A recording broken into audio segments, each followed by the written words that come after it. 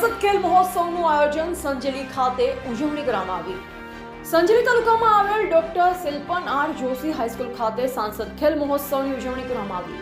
ભારતના યશસ્વી વડાપ્રધાન નરેન્દ્ર મોદી સાહેબના આહવાન અનુસાર લોકસભા વિસ્તારોમાં સાંસદ ખેલ મહોત્સવ 2025નું આયોજન કરવામાં આવી રહ્યું છે। આ અંતર્ગત દાહોદ લોકસભાના સંજેલી ખાતે સાંસદ ખેલ મહોત્સવનું ભવ્ય આરંભ માનનીય સાંસદ શ્રી જસવંતસિંહ ભાભોર સાહેબના હસ્તે કરવામાં આવ્યું।